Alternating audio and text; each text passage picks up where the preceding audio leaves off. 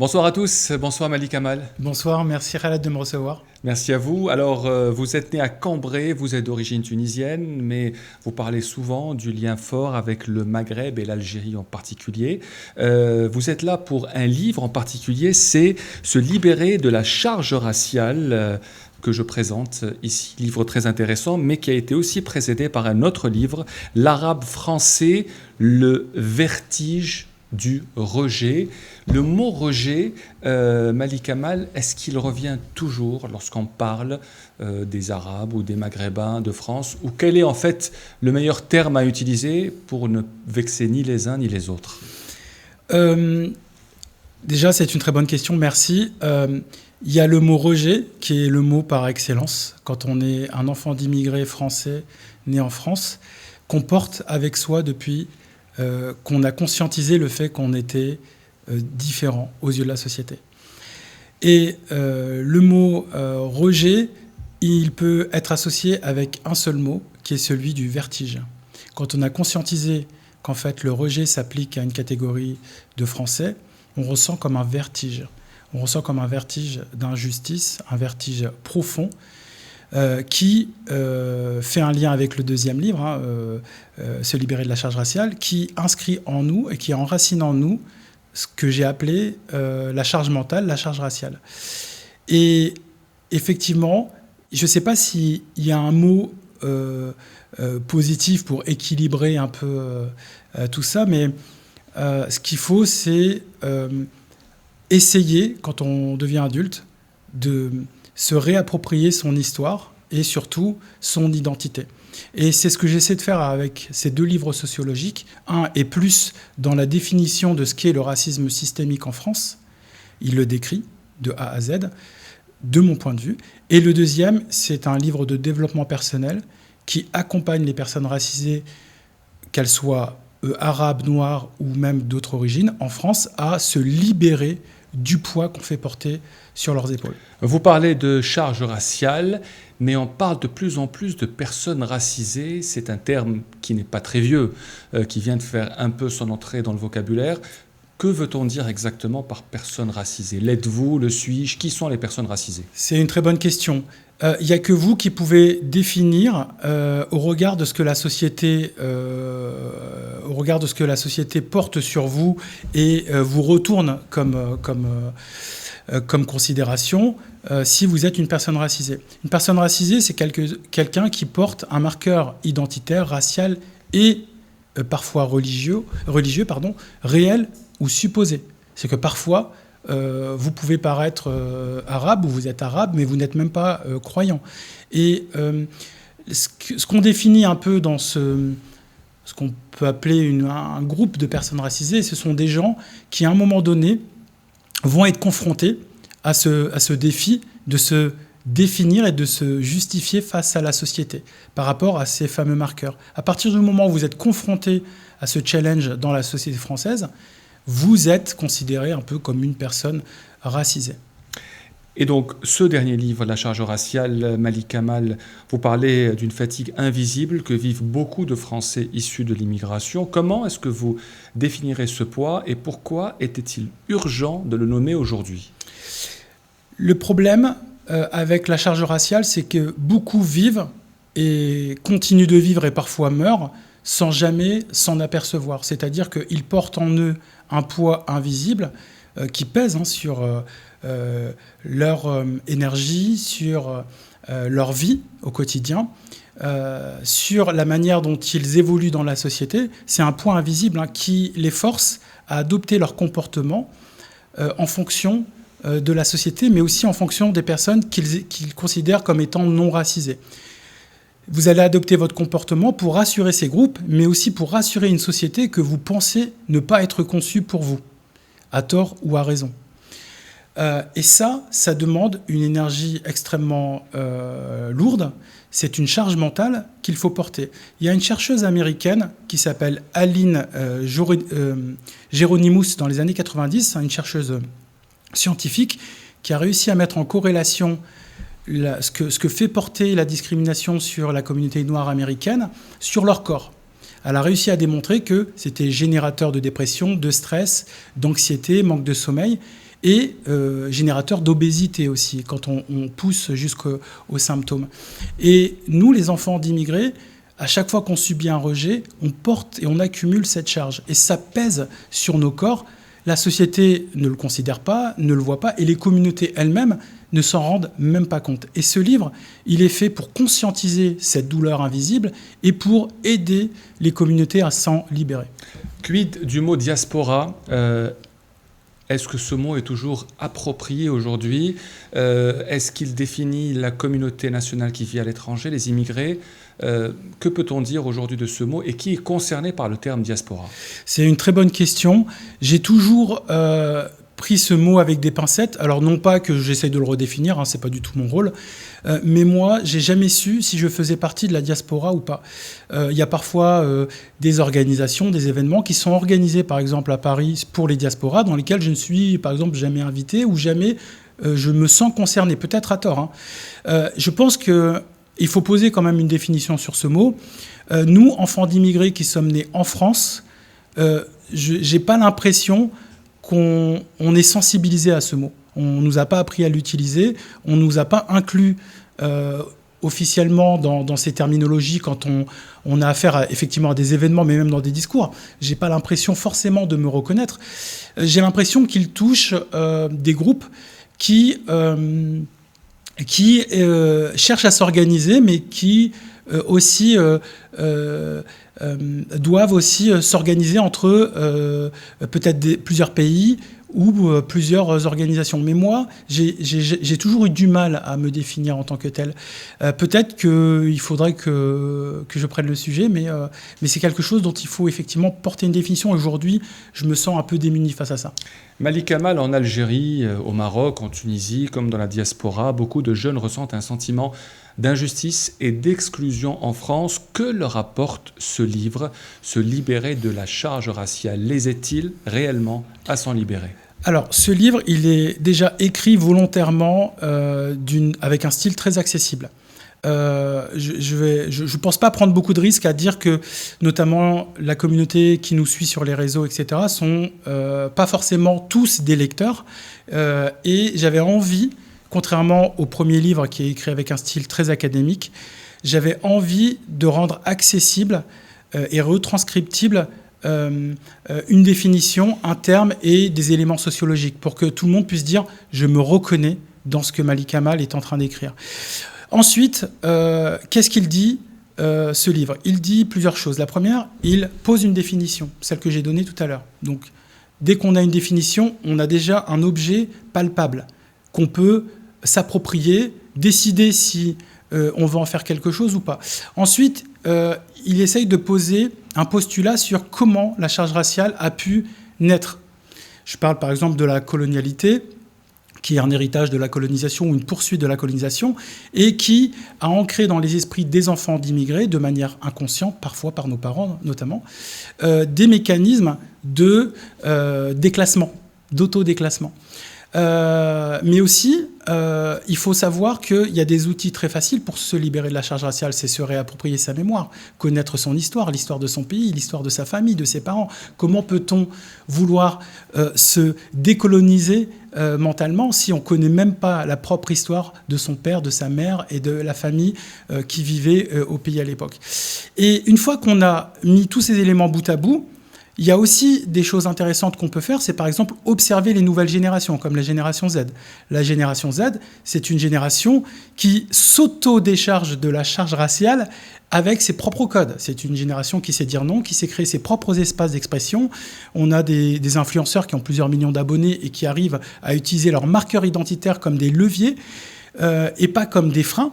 Et ça, c'est très intéressant pour une fois qu'une génération s'inspire de la génération qui la suit et pas qui la précède. Il faut, je pense, faire les deux.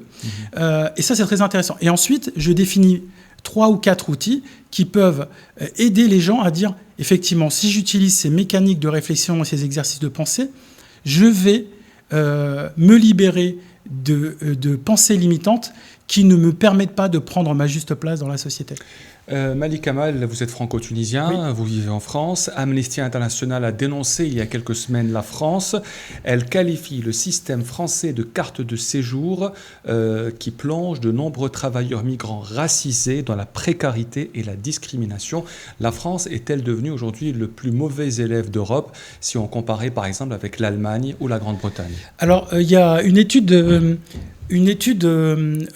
très intéressante qui est sortie au niveau européen et qui a montré que la France était, je crois, 8e ou 9e pays à accueillir des populations immigrées en volume. Donc c'est un des pays qui accueille le moins. Qui accueille le moins. Aussi, on en a parlé un petit peu en off, mais on va revenir sur le sujet effectivement de la précarité, mais ce qu'on essaye d'associer à ça, c'est de dire l'immigration est aussi source de criminalité, d'insécurité.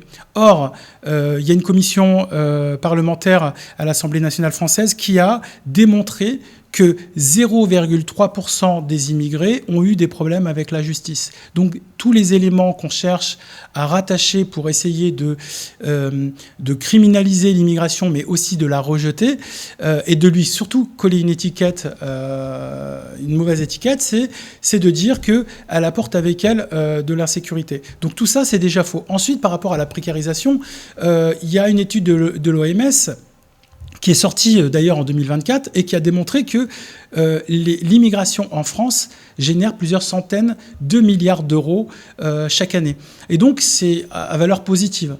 Comme dans le reste des pays européens notamment. Comme dans le reste des pays européens. Donc, c'est des chiffres qu'on n'expose jamais pour démontrer le bénéfice de l'immigration, qu'elle soit légale et parfois même, c'est-à-dire des gens qui ne sont même pas régularisés et qui travaillent. Ce sont des populations qui amènent de la valeur, de la richesse, mais qu'on utilise systématiquement comme des boucs émissaires ou des justificatifs au rejet. Est-ce que c'est une manière de dire que certains bords politiques français utilisent de faux chiffres, notamment pour stigmatiser les Français issus de l'immigration? Alors, il faut savoir que non seulement ils utilisent des faux chiffres, mais ils ne sont jamais remis en question par les médias qui les invitent sur des plateaux. C'est-à-dire qu'à aucun moment, on va leur demander sur quelles études ils s'appuient. C'est comme si les discours étaient devenus des vérités. C'est comme si les « je pense que » étaient devenus de l'information. Il y a encore des journaux comme Mediapart, etc., qui font, eux, des vraies recherches.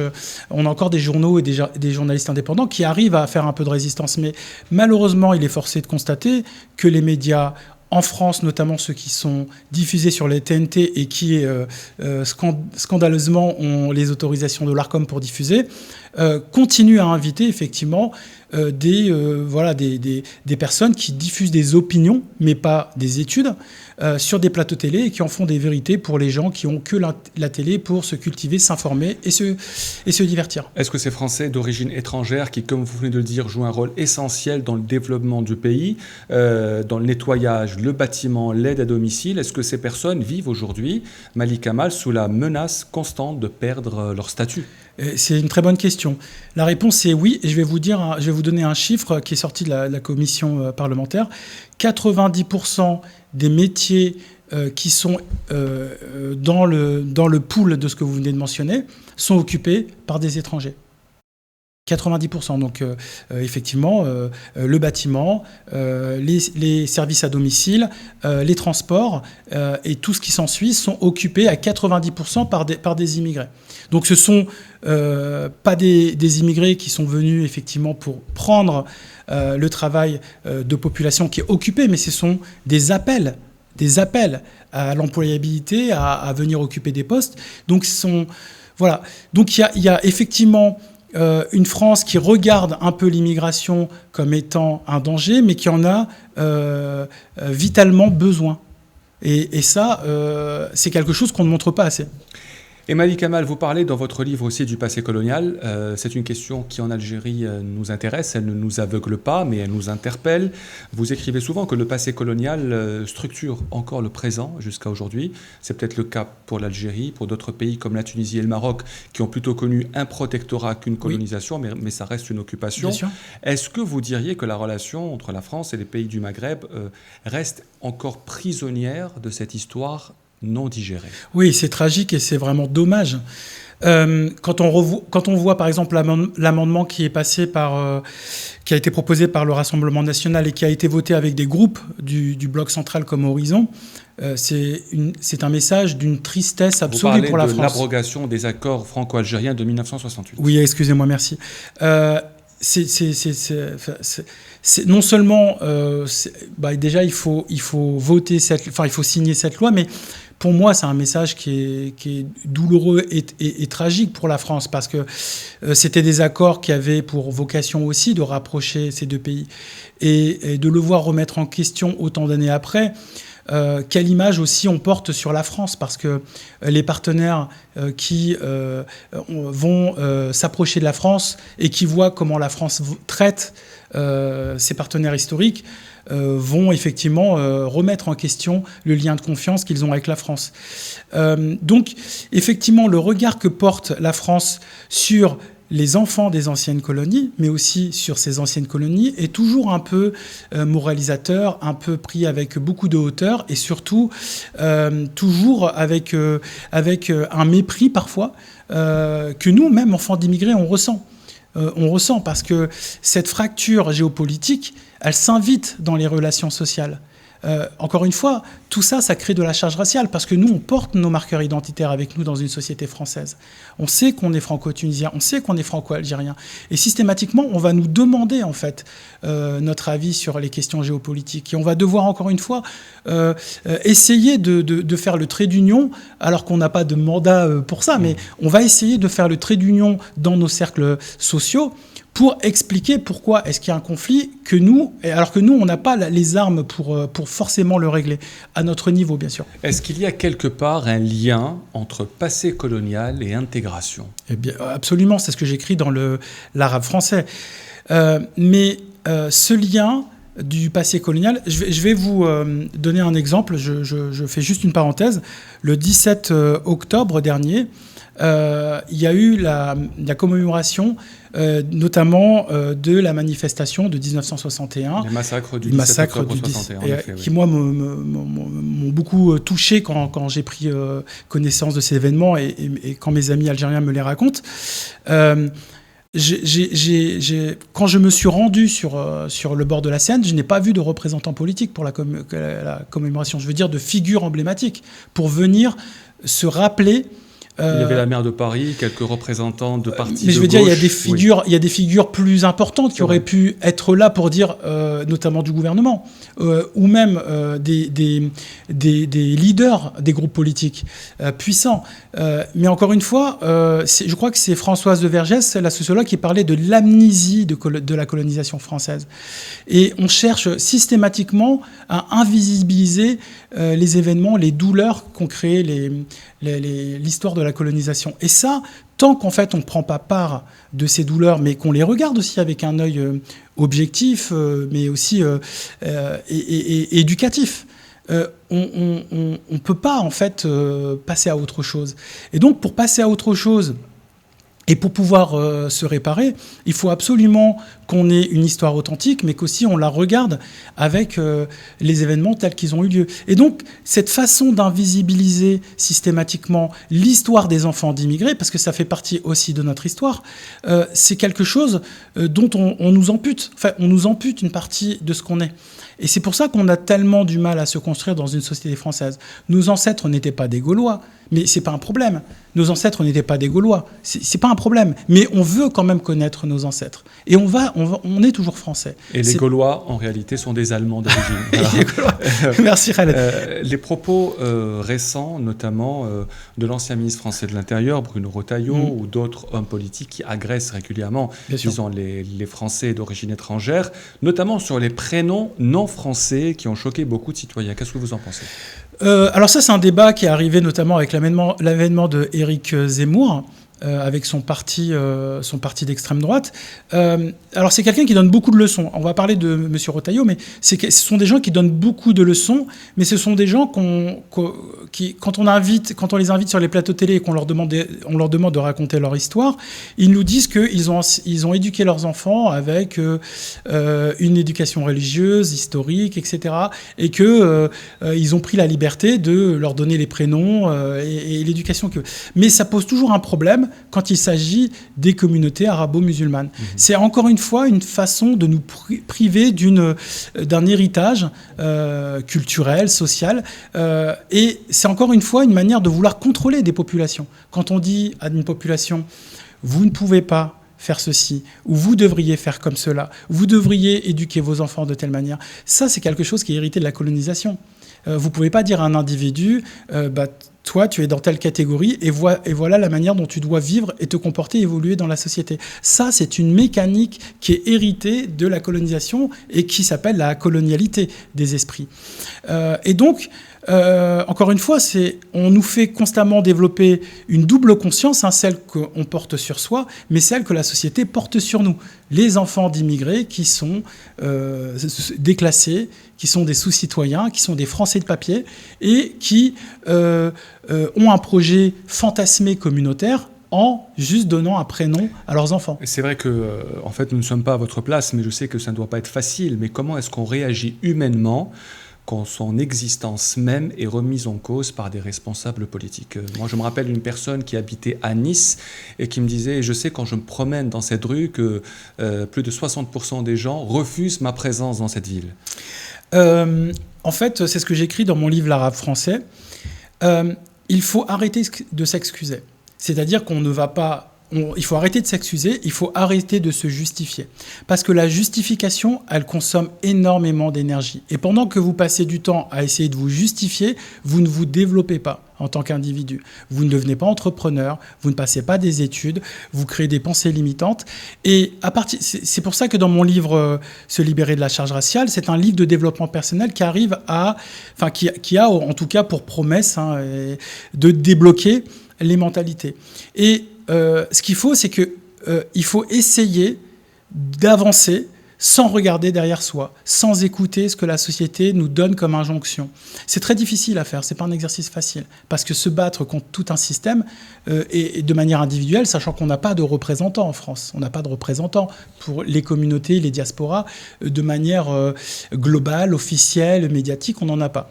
Donc, c'est un projet qui est intime, individuel, mais qui a un intérêt collectif. C'est un peu comme la théorie d'Adam Smith en économie. L'intérêt individuel contribue à l'intérêt collectif. Donc, si chacun d'entre nous conscientise qu'en fait, en travaillant sur soi, en n'écoutant pas les remarques et en essayant d'avancer, en visant l'excellence, c'est comme ça qu'en fait, on forme des élites progressivement et surtout, on avance sans tenir compte des remarques. Mais est-ce que les personnes, fils d'immigrés ou issus de l'immigration en France et en Europe, peuvent compter sur la loi pour les protéger? C'est une très bonne question. J'ai envie de dire oui, parce que si on n'a pas la loi, ça devient compliqué. On peut compter sur la loi, mais la loi, les enfants d'immigrés vont se l'approprier à partir du moment où ils sont confrontés à un problème où ils sont attaqués. Maintenant, il y a la loi, si on prend par exemple la laïcité, cette loi, elle est souvent utilisée de la mauvaise manière en France, et notamment par les hommes politiques, mais aussi par le système médiatico-politique. C'est une loi qui permet à tout le monde de porter ses marqueurs identitaires et ou religieux dans l'espace public, d'évoluer dans la société sans se soucier de ce qu'on peut penser de ces marqueurs identitaires, et qui est effectivement détourné pour dire qu'en fait, les marqueurs identitaires et les communautés n'ont pas leur place dans une république laïque.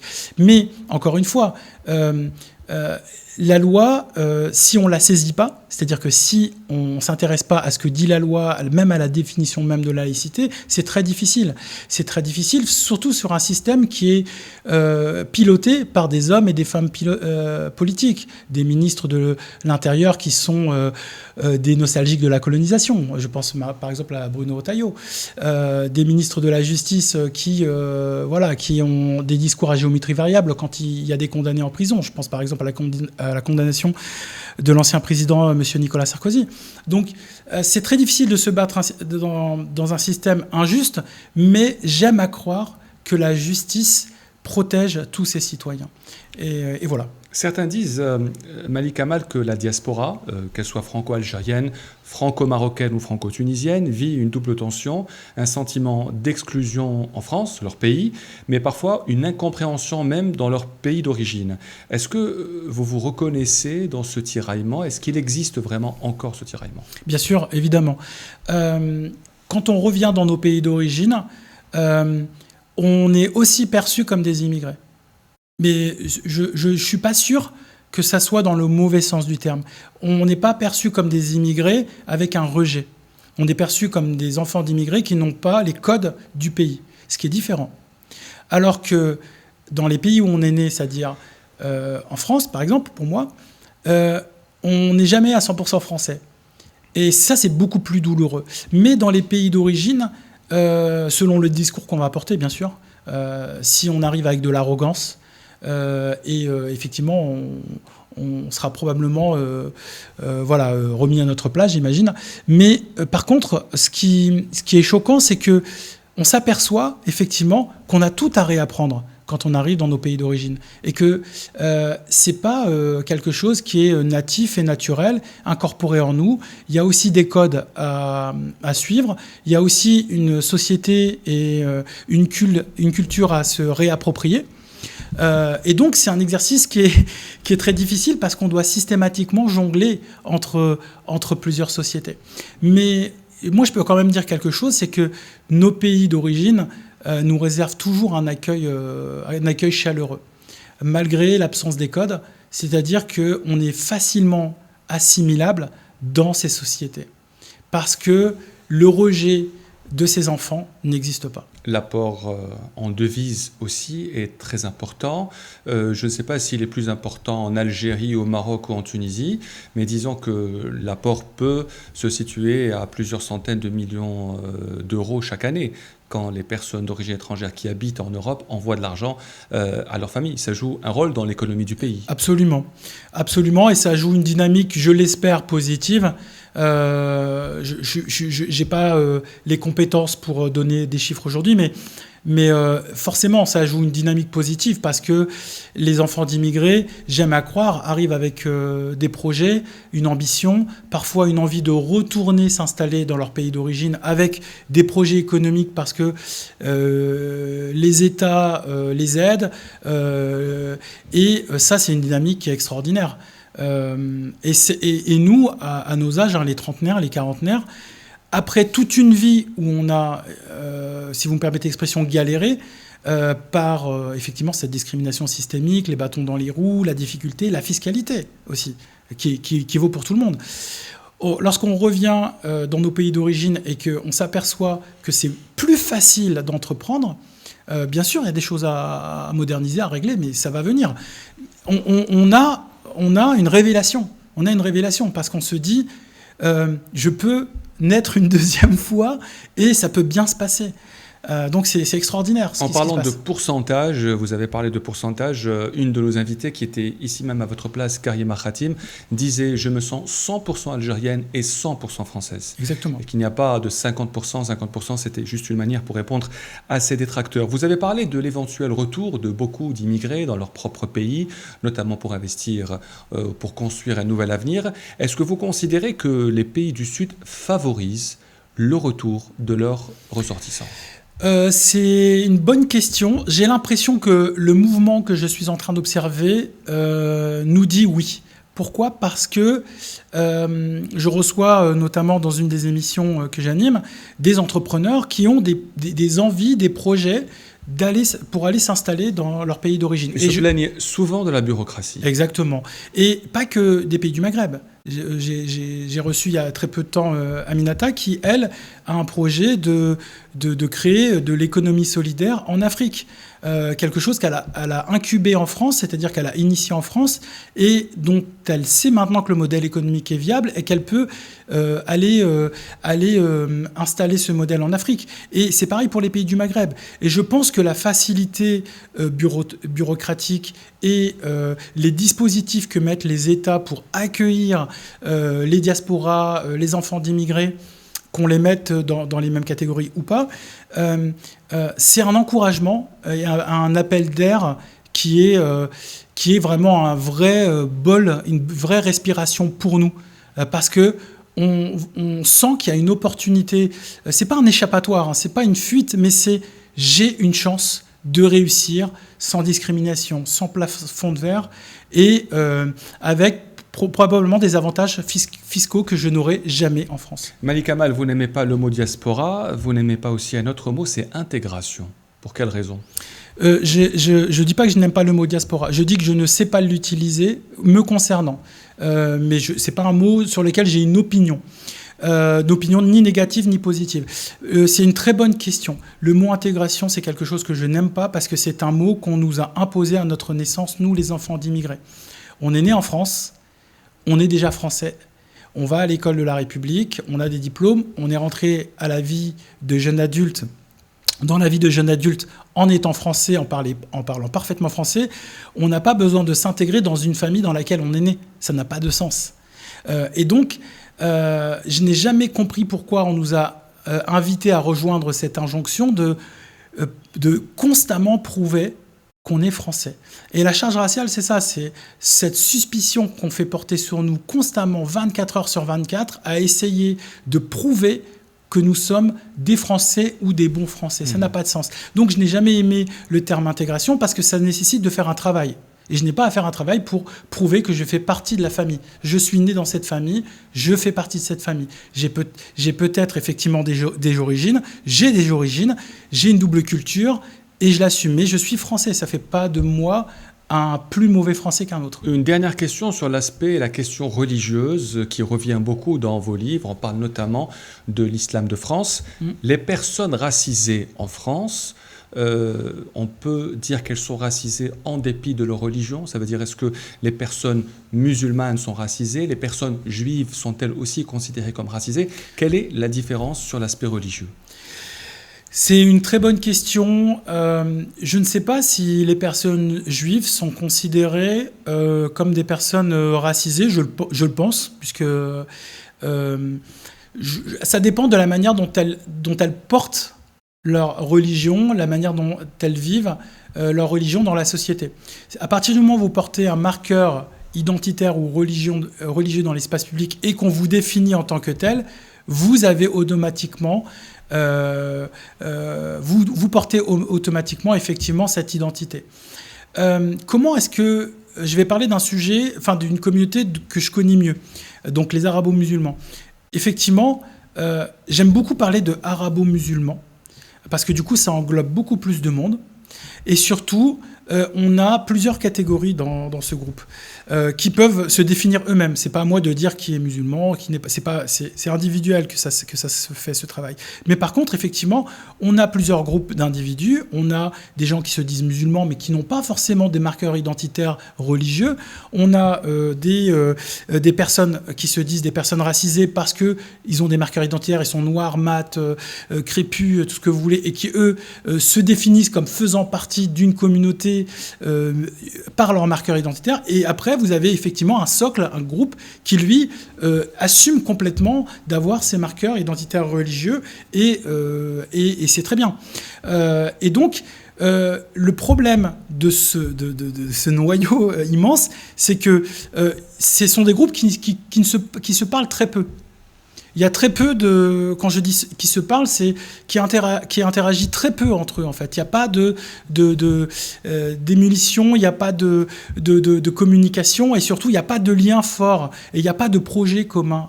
Quand je parle de projet, c'est un projet de société, pas forcément avec un objectif politique. Je parle de projet de sociétal, et c'est ça qui est difficile. C'est de définir un groupe qui arrive à peine à se définir lui-même. Et ça, c'est assez embêtant parce que ces groupes, ils ne peuvent pas s'organiser pour se défendre face à la pression médiatique, s'organiser pour s'engager au niveau civique, c'est-à-dire s'inscrire sur la liste électorale, voter. Encore une fois, sans projet politique. Je ne parle pas d'un projet politique, je parle d'un projet où les citoyens se sentent concernés par ce qui va se passer dans leur pays. Et tout ça, ça communique très très mal. Merci Malik Je vous en Amal prie. d'avoir été notre invité. Je rappelle que vous êtes ici pour présenter votre livre Se libérer de la charge raciale, avec un autre livre qui est bien noté sur les réseaux, L'Arabe français, le vertige du rejet. Merci d'avoir été notre invité Merci Khaled. et merci à vous. À la semaine prochaine.